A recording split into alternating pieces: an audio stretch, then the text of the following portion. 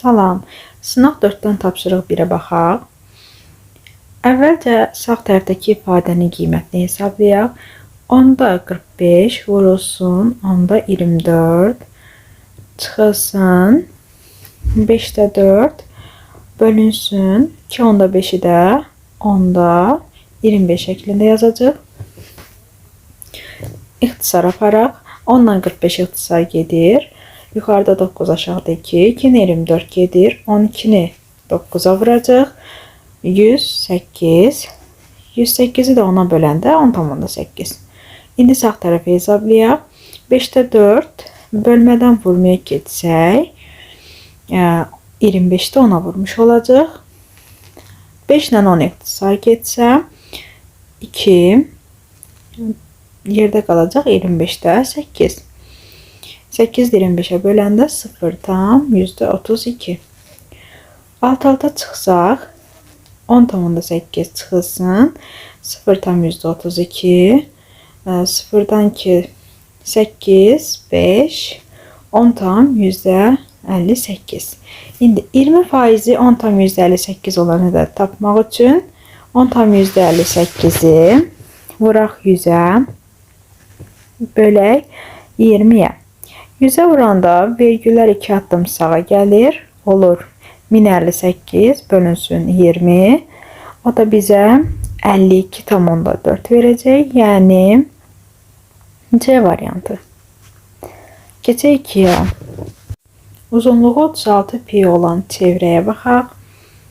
Mərkəzi bucağımız isə 80 dərəcədir. Tam bucaq bildiyimiz kimi 360 dərəcədir. Deməli bizə 360-da 80 hissəsi lazımdır. Ona görə 360-da 80-i vuracaq 36 piyə, yəni çevrənin uzunluğuna. Burada da ixtisar apara bilərik. 0 ilə 0 ixtisar gedir. 36 ilə 36 cavabımız 8 pi. O da E variantı. Sonra keçək 3-ə. 8,7 ədədinin qiymətli hissəsi ilə tərtibinin cəmini istəyir. Qiymətli hissəmiz 8,7-nin özüdür. Tərtibi yazmaq üçün isə 10 üstü 0 yazmaq lazımdır. Çünki 10 üstü 0 1 verir bizə. Tərtibimiz oldu 0. Qiymətli hissə 8,7. Bunların cəmi də bizə verir 8,7. Yəni D variantı. 4-də kvadratlar və pək görürük. Bu da bizə A kvadratı çıx B kvadratının düsturunu xatırladır. Deməli, bir dəfə ədədləri toplayacaq, bir dəfə isə çıxacaq. A çıx B, A üstə gəl B. 33 çıxılsın 3, vurulsun 33 üstə gəl 3. Məxrəcdə isə 38 çıx 2, vurulsun 38 üstə gəl 2. Bu da bizə verir 30 vurulsun 36 bölünsün 36 vurulsun 40. 36'lar ixtisar gedir və 10'a ixtisar gedir 40'dan 30 yerdə qalır 4'də 3. Yəni D variantı. Keçək 5'ə. 162'dən kiçik və onunla qarşılığı sadə olan ədədlərin sayını tapmalıyıq. Əvvəlcə 162'ni vurublara ayıraq. 2'yə bölürük 81, 3'ə bölürük 27, 3'ə bölürük 9 və 3'ə bölürük 3, 3'ü də 3'ə böləndə 1. İndi bizə müxtəlif sadə vuruqlar lazımdır. Ona görə 2 ilə 3'ü seçirik. 162'ni vuraq. Məxrəcdə 3 və 2. Surətdə isə onların bir əksi. 2'dən 1 çıxanda 1. 3'dən 1 çıxanda 2. 2'lər ixtisar gedir. 162'ni 3'ə böləndə isə bizə verəcək 54. Yəni A variantı. Keçək 6'ya. 6'da bizə bir kvadrat verib. Kvadratın diaqonalı 8/2'dir. Bir dənə kvadrat çəkək və diaqonalını qeyd eləyək. Diaqonalımız əgər 8/2'dirsə, tərəfi tapmaq üçün kök altı 2'yə böləcəyik və qalacaq 8. Tərəfimiz 8-dirsə, perimetri tapa bilərik. P bərabərdir 4A, yəni 4 vurulsun 8, o da bizə verir 32. C variantı. Keçək 7-yə. 7-də bizə 2 çoxluq verilib, A çoxluğu və B ilə C-nin kəsişməsi. Gəlin aşağıda ifadəni yazaq. A birləşmə B kəsişir A birləşmə C ilə. İndi burada bir əvəzləmə aparacaq. Birləşməyə vurma kimi baxaq, kəsişməyə isə toplama kimi baxaq. Onda olacaq A vurulsun B, üstə gəlinsin A vurulsun C.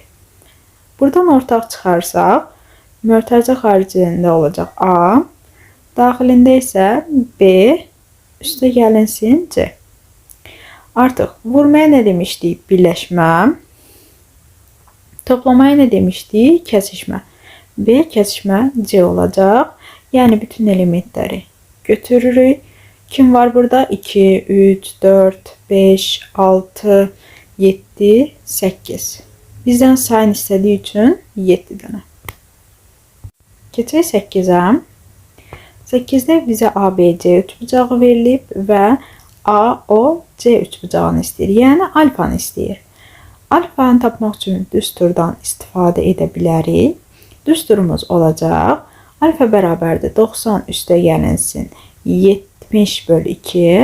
Yəni 90 üstə gəlinsin 35. O da bərabərdir 125 dərəcəyə. Yəni E variantı. Keçək 9-a. X üstə Y bərabərdir 2. Aşağıdakı ifadəni biraz sadələşdirək. Surətdə özlərinin cəmi olacaq X üstə Y, məxrəcdə isə onların hasili. Bərabərdir 4-ə. X üstə Y-in yuxarıdakı verdiyi üçün aşağıda yerinə qoya bilərik. 2 bölünsün X, Y bərabərdir 4-ə. 4 ilə X, Y-in yerini dəyişsək, X, Y bərabərdir 4-də 2-yə. Yəni 2-də 1-ə. Artıq müxtəsər vurma düsturundan istifadə edə bilərik. X üstə Y-in kvadratı bərabərdir X-in kvadratı üstə gəl Y-in kvadratı üstə gəlsin 2x, Y. Ədədləri düsturda yerinə qoysaq, 2-nin kvadratı olacaq 4 bərabərdir X kvadratı üstə Y kvadratı yerində qalır. Üstə gəlinsin, X, Y-imiz 2-də 1 olduğu üçün 2-də 1-i 2-yə vuracaq. O da bizə 1 verir. Artıq buradan kvadratlar cəmini tapa bilərik.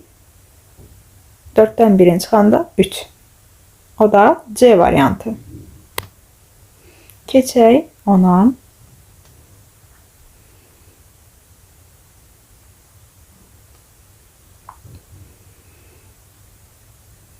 Onuncu tapşırıqda n bərabərdir kök altında 6-cı dərəcədən 32, n bərabərdir 3-cü dərəcədən 20, k isə kök altı, yəni 2-ci dərəcədən 17. Gəlin bunların dərəcəsini eyniləşdirək və hər birini 6 dərəcədən yazaq. M olduğu kimi qalacaq 6-cı dərəcədən 32.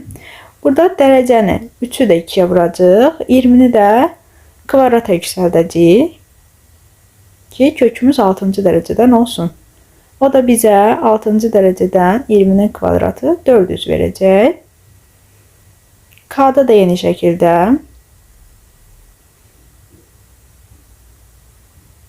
kök altında bizə 6-cı dərəcədən 17-nin kubu, yəni 289 vurulsun 17 verəcək. Buradan da aydındır ki, ən kiçik hərfimiz, dəyişənimiz M, sonra N, sonra isə ən böyük K olacaq. O da B variantı. Baxaq 11-ə. 11-də romdan bəhs edir. Bir rom çəkək. Və romun perimetri verilib. Biz də bilirik ki, bütün tərəfləri bərabər olduğundan perimetri 4A şəklində yazılır. Hər tərəfi bir-birinə bərabərdir.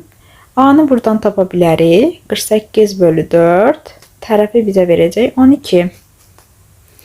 Hündürlüyümüz isə 8-dir. S bərabərdir. AH düsturundan istifadə edə bilərik. Tərəfimiz 12, hündürlüyümüz 8. O da bizə 96 verir. Yəni C variantı. 12. Parça 6 hissəyə bölünüb və bunlar bərabərdir. Bərabər olduğu üçün hər birinə 1 yazmaq olar. 1, 1. AD-ni tapa bilərik. A-dan D-yə qədər məsafə 3 olduğu üçün 1, 1, 1. 3 yazacaq. C-dən E-yə qədər isə məsafəmiz 1 üstə 1, 2 olacaq. Onda nisbətimiz 3-ün 2 şəklində yazılacaq. E variantı. 13. 13-də x, y haqqında bir məlumat vermədiyi üçün ixtiyari 2 qiymət verək. X-a verirəm 1, y-ə isə 0. İndi ifadəni yazaq. Mötərizəni açaq. 3 üstü x, yəni 3 üstü 1 bölünsün 2 üstü 0. Bölmədən vurmaya keçək. Məxrəcdə olacaq 3 üstü 0. Y 0 olduğu üçün surətdə isə 2 üstü 1. Çünki x-imiz 1-dir. Mötərizəni bağlaya bilərik. Qüvvətdə isə 3 bölünsün 1 çıx 0, yəni 1. Bərabərdir. 2 üstü 0, 1, 3 üstü 0, 1. Yerdə qaldı 3 vurulsun 2, yəni 6. Qüvvətində isə sadəcə 3 qalacaq. 6-nın kubu 216. Yəni A variantı. 14. Bir dənə AB parçası çəkək. A nöqtəsinin ucu 2, 7. B nöqtəsinin ucu isə 4, 9 olacaq. Biz parçanın orta nöqtənin koordinatını tapmaq üçün x-ları və y-ləri toplayıb 2-yə bölməliyik. 2 üstə 4 bölü 2 bizə verir 3. İndi isə y-i tapaq. Bu dəfə y-ləri toplayıb 2-yə bölürük. 7 üstə gəl 9, 16 bölünsün 2, o da bizə verir 8. Deməli, orta nöqtənin koordinatları 3 və 8-dir. Yəni C variantı. 15. 15-də bizə bir bərabərsizlik verilib. Biz 3-də 2x ifadəsinin qiymətini tapmalıyıq. Yəni hər tərəfi 3-də 2-yə vurmalıyıq. 16 vurulsun 3-də 2 kiçikdir. X vurulsun 3-də 2 və 42 vurulsun 3-də 2. Sadələşdirək. 16-nı 3-də 2-yə vuranda 3-də 32.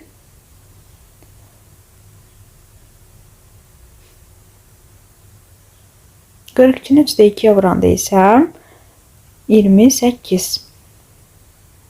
3-də 32-ni qarşı tərəfə çevirsək, bizə verər 10 tam 3-də 2. Ortadakını yazmayaq. 28-də qalsın yerində. O da D variantına oxşuyur. 10 tam 3-də 2 kiçikdir 3-də 2 x-dan, o da kiçikdir 28-dən. 16. Y bərabərdir. 3x üstə gəl m funksiyası verilib. Biz m'in qiymətini tapmalıyıq. Koordinat başlanğıcı 0, 0 nöqtəsidir. Ona görə y-ə də 0 qiymətini veririk. X-a da 0 qiymətini veririk. Və buradan alınacaq ki, m də bərabər imiş 0-a. 17. 2 borudan biri gölü 8 sahada doldurur, digəri isə 9 sahada boşaldır. Onda 1 sahadan 8'də 1 hissəsini doldurur, digəri isə 1 sahadan 9'da 1 hissəsini boşaldır. Borular birlikdə açılarsa, onları çıxmaq lazımdır, çünki biri boşaldır, digəri isə doldurur. 8'də 1 çıxılsın 9'da 1. Ortaq məxrəc 8 ilə 9-a 72. Surətdə isə 9 çıx 8 bərabərdir 72-dən 1. Bir sahada 72-də 1 hissəsini doldurursa, deməli, tam hissəni 72 sahadan dolduracaq. 18. 18-də bizə bir xətti tənliyi verib. Mx üstə gəlsin 7 bərabərdir 3x üstə gəlsin m çıxılsın n. Və xətti tənliyin sonsuz sayda həlli var deyir. Sonsuz sayda həlli olarsa, x-dan asılı olmamalıdır. Yəni, x-a hansı qiyməti veririksə verək, cavab ödənəcək. Bu da onu göstərir ki, 3x bərabərdir mx, yəni m 3-dür.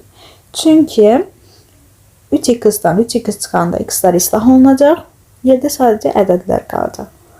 Digər tərəfdən 7 bərabər olmalıdır sağdakı ədədə, yəni 7 bərabərdir 7 almalıyıq. Buna görə m çıx n-ə bərabər eləyirik. M-in qiyməti 3 olduğu üçün 7 bərabərdir 3. N-i buradan sol tərəfə, 7-ni isə sağ tərəfə keçirək. Olacaq n bərabərdir 3 çıx 7, yəni 3-yə çıxanda -4. N ilə m-in cəmini istədiyi üçün 3 ilə -4-ü hesablayaq. 3 çıxılsın 4 bizə verir -1. Cavabımız -1-dir. 19. Düzgün çoxbucaqlı bütün tərəfləri bərabər olan çoxbucaqlıdır.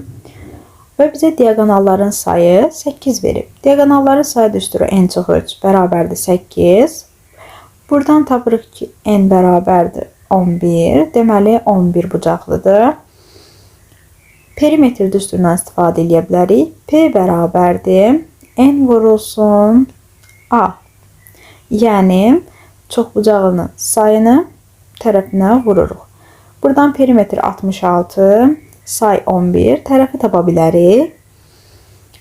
A-nı tapsaq buradan a bərabərdir 66 bölünsün 11. O da bizə verir 6. Tərəfimiz 6 imiş. Keçək 20-yə. 20-də sahələrin nisbəti verilib və radiusların nisbətini istəyir. Radiusların nisbətinin kvadratı, yəni R1 bölünsün R2-nin kvadratı bərabərdir sahələrin nisbətinə. Yerinə qoya bilərik. R1 bölünsün R2-nin kvadratı bərabərdir 12 bölünsün 27.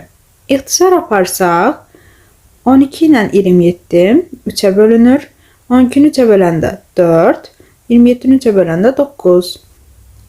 Onda yaza bilərik. R1 bölünsün R2-nin kvadratı bərabərdir 9-da 4-ə. Hər tərəfi kökü alsaq, onda çıxacaq R1 bölünsün R2 bərabərdir 3-də 2. Deməli, radiusların nisbəti 2-nin 3 şəklində idi. 21. 21-də ədədlər sırasının medianını istəyir. Əvvəlcə sıra ilə yazaq.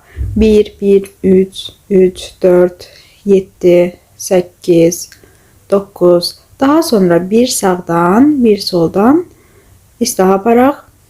7, 3 getdi. Ortada ikisi qaldısa toplayıb 2-yə bölürük. O da bizə verir 7 bölü 2, 3,5. Medianımız 3,5 oldu. 22.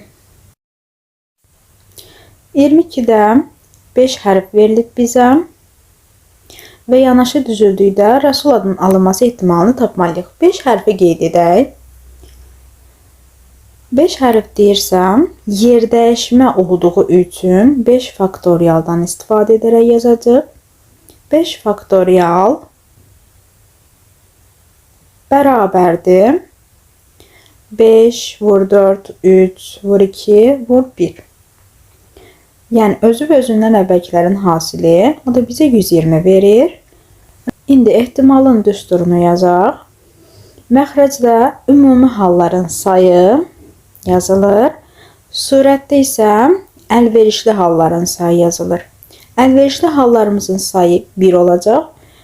Çünki rəsul sözünü düzəltmək sadəcə bir dəfə olur. Ümumi halların sayı isə 120. Cavabımız oldu 120-də 1. 23. ABC üçbucağı verilib bizə. B 90 dərəcədirsə, deməli, bu düzbucaqlı üçbucaqdır. B-yə 90 dərəcə qeyd edirik. Sinus A verilib 13-də 5. Sinus A-nın düsturunu xatırlayaq. Sinus A bərabərdir qarşının hipotenuza nisbəti. Qarşısındakı tərəf BC tərəfidir. Qarşının hipotenuza nisbəti. O da bərabərdir 13-də 5. Və buradan görünür ki, qarşı tərəf 5, hipotenuz 13-dür. Və bununla AB tərəfini tapa bilərik. Hipotenuzun kvadratından katetin kvadratını çıxsaq, bizə digər kateti verəcək. Yəni AB bərabərdir. Kök altında 13-ün kvadratı, çıxılsın 5-in kvadratı bərabərdir. 13-ün kvadratı 169, 5-in kvadratı 25, çıxanda kök altında 144, bu da bizə verir 12. AB tərəfimizdə 12 oldu. Bizdən daxilə çəkilmiş çevrənin radiusunu istəyir. O zaman R bərabərdir katetlərin cəmi çıxılsın hipotenuz bölünsün 2. İndi yerinə qoyaq. Katetlərimiz 12 və 5 toplayaq. Hipotenuz 13 bölünsün 2.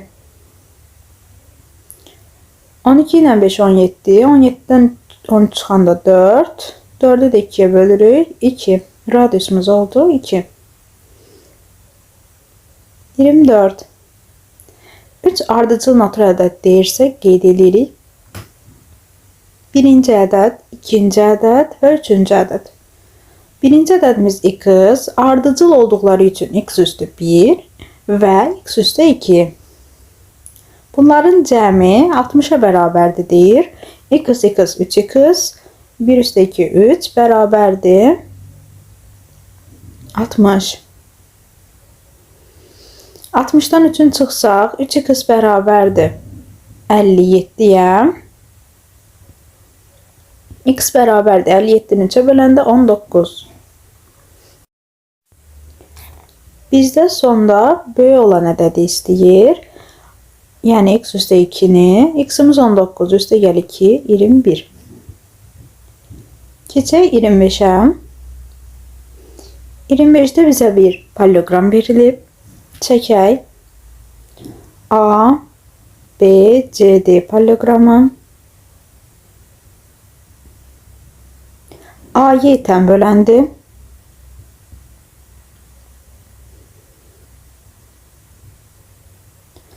A, Y-dən böləndisə, A bucağı 2 bərabər hissəyə ayrılır. Alfa, alfa. Digər tərəfdən BC və AD xəttləri paraleldir. Paralel olduğu üçün çarpaz bucaqlar əmələ gəlir. Y bucağı A bucağı ilə eynidir. Bucaq A bərabərdir bucaq M. Ona görə orada alfa yazırıq. Və burada bərabər yanlı üç bucaqlar əmələ gəldi. BY'miz 5. O zaman AB'miz də 5. DC də qarşı tərəf olduğu üçün 5 olur. YC'ni bizə 3 verib, yazırıq 3. AD'miz də olacaq 5 üstə gəl 3, 8. Bizdən parallelogramın perimetrini istəyir. Ona görə də 2 dənə 5 eləyir 10.